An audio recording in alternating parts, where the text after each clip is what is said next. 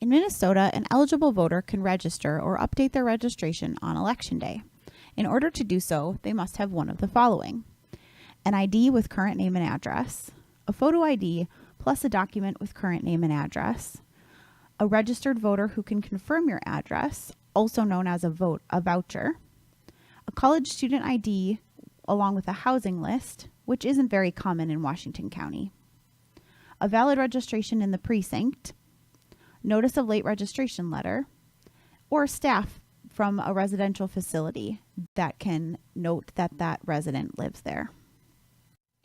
Your Election Day Registration Judge folder contains the following information: instructions to complete these duties, samples, forms, as well as signs. Please post these signs at the Election Day registration table. The signs include a confidentiality notice, an oath from the EDR application, as well as proof of residence documents and how they can properly meet these requirements. You'll also find signs indicating the age that a voter must be in order to vote on Election Day. Please post these signs at the EDR table. We'll now discuss the registration process on Election Day. Before having a voter complete the voter registration application, please check the greeter list again. If the voter's current name and current residential address is on the greeter list, send the voter to the roster table. They should sign in there. If the voter is not on the greeter list, please ask the voter verbally for their current address. Do not have them complete any paperwork until you've confirmed that they're in the correct precinct. To do this, you'll use the precinct finder, which contains the street addresses within your precinct. You'll use the precinct finder to check the voter's street and house range. The column labeled OEB stands for odd, even, or both. This refers to the house numbers within the address range. Please be sure you watch this carefully, as sometimes one side of the street is in one precinct and the other side of the street is in another precinct. If their address and house range is not in the precinct finder, then please check your city precinct finder and polling location list, which are located in the head judge folder. Once you've verified that the address is inside your precinct, please verify the proof of residence that the voter intends to use. The proof of residence must be listed on the Election Day registration Proofs of Residence form. If a voter cannot provide an acceptable proof of residence, they cannot register to vote. Please track how many voters leave without registering on the incident log.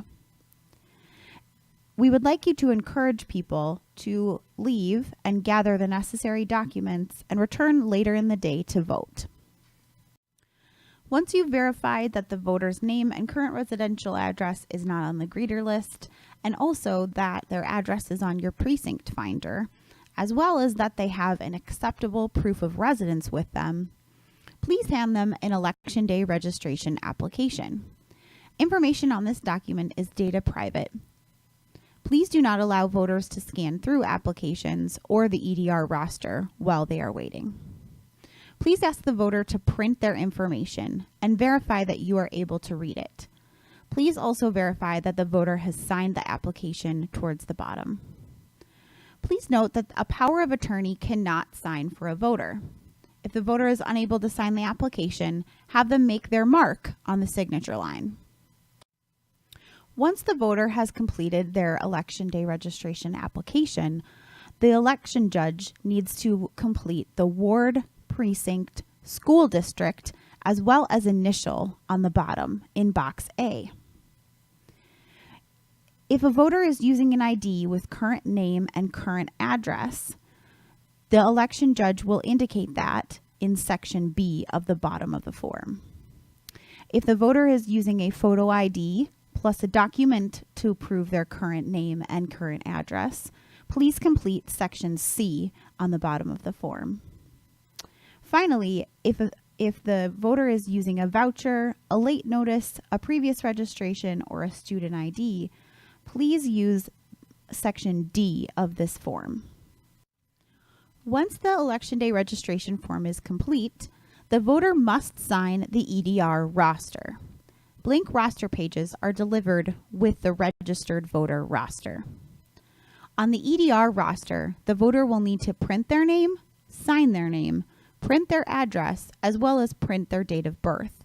Please be sure that this information is legible, as we will use this information to input into the state voter registration system. Once they've signed the roster, the election judge should hand the voter the proper ballot receipt.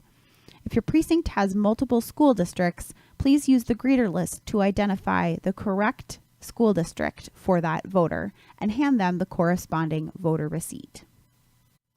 Now we will discuss the various forms of identification or proof of residence that a voter can show to register on Election Day.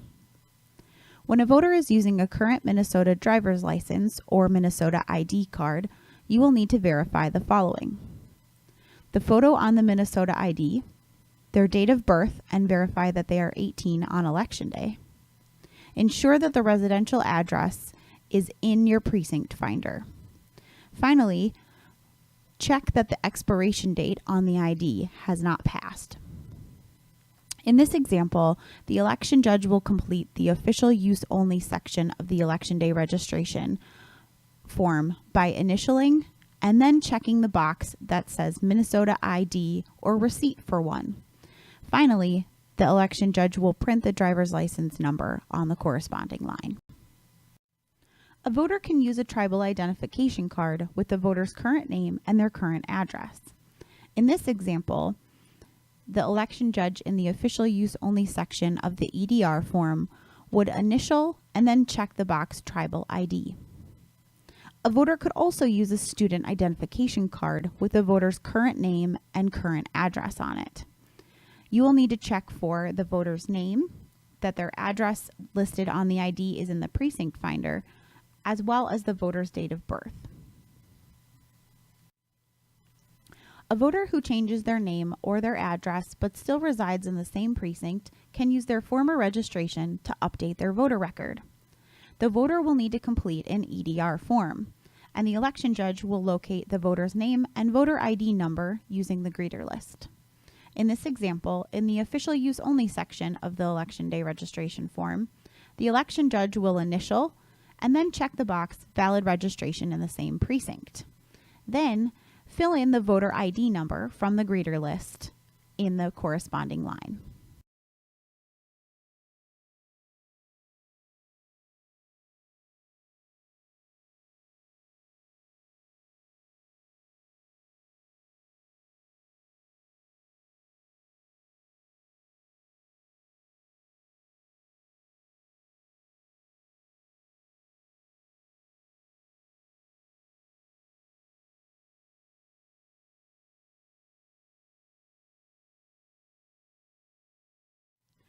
A voter is allowed to bring in a Minnesota driver's license or permit or ID that has been recently renewed with their yellow receipt.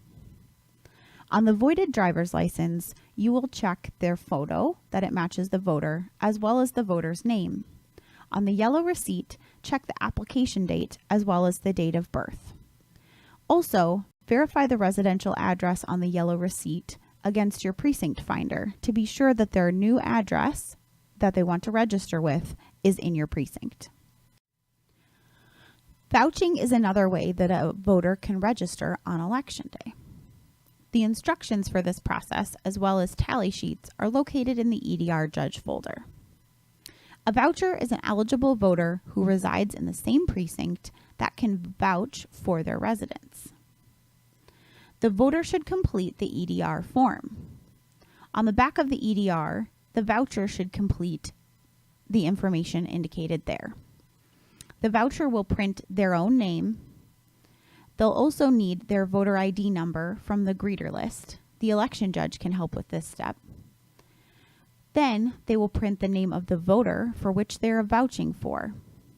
And finally, the voucher will sign the back of that EDR form.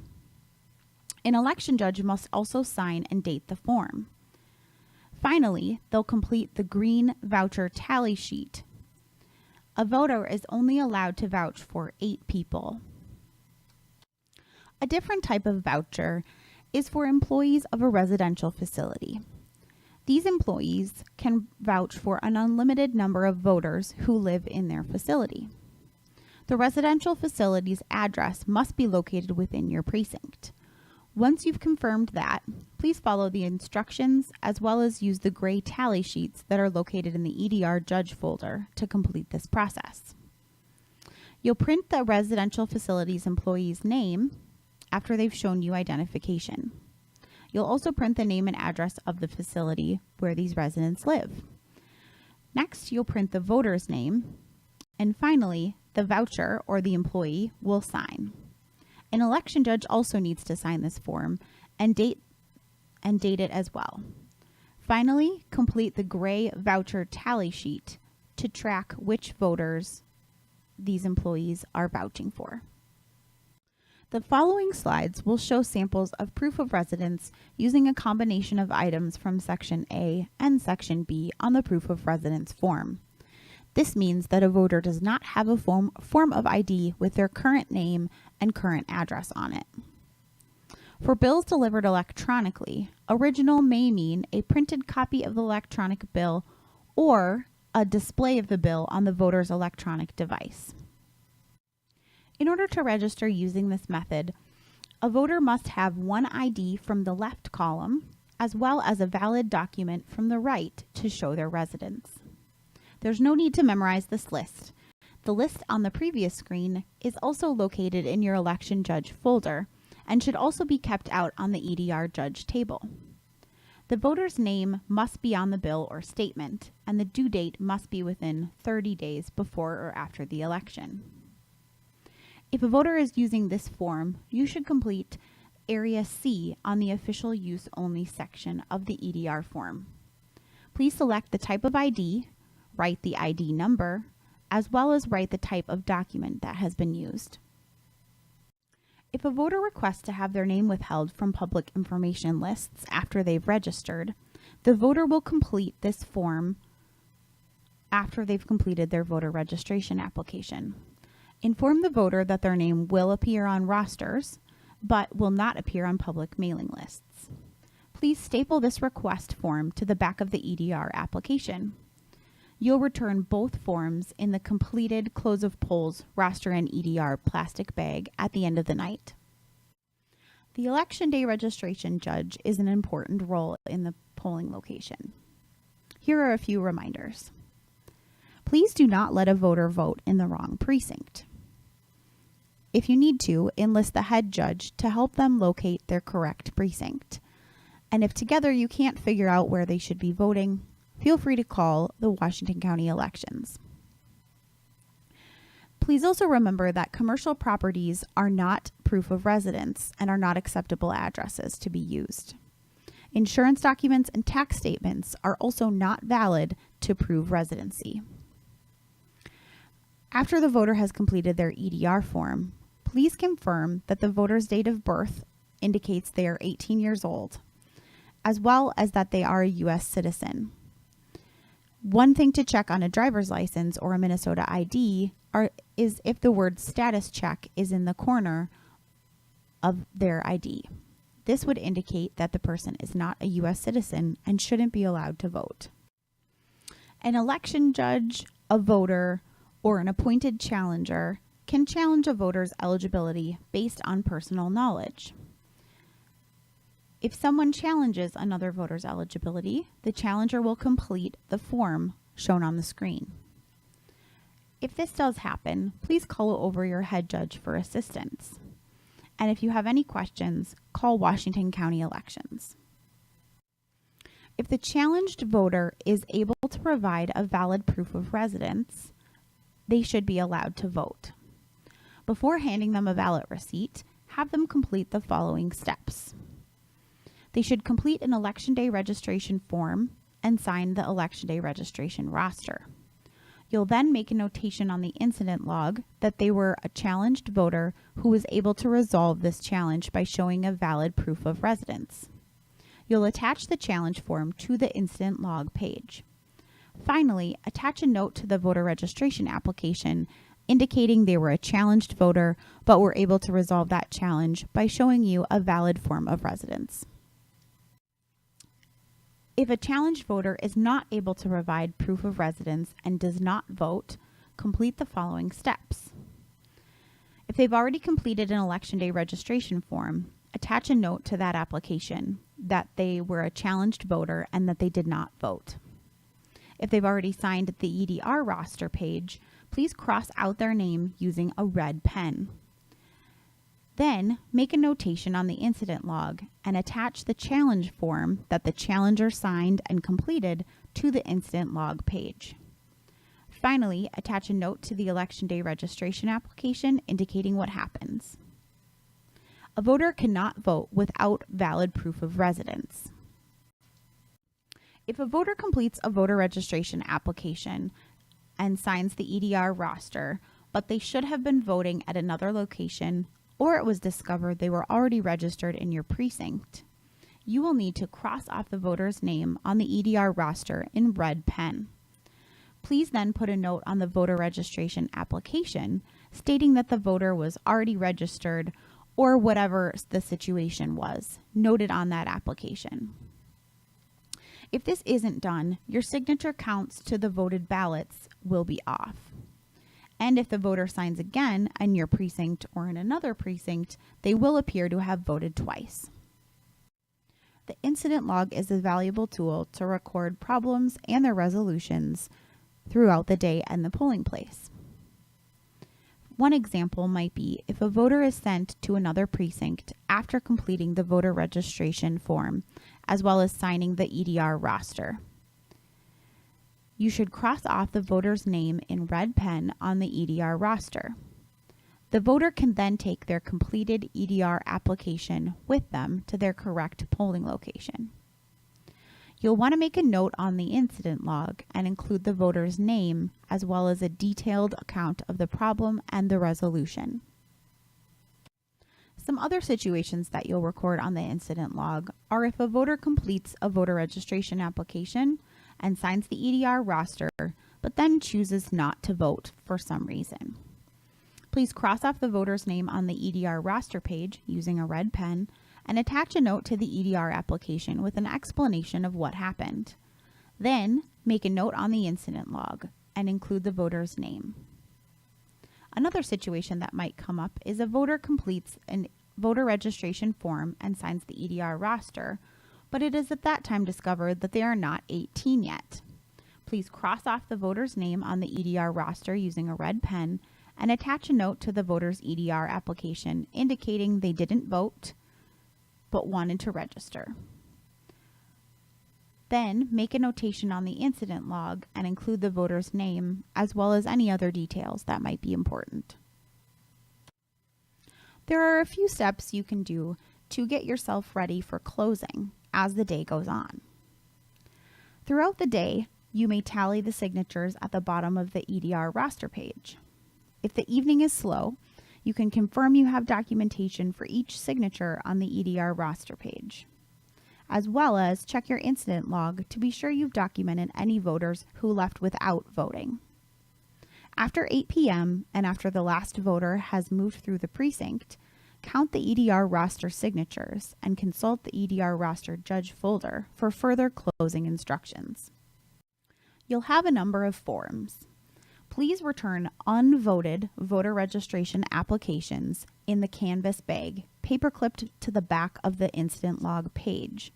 This incident log should include notes about what happened with these Election Day registration applications, and notes about the situation should also be included on the applications themselves.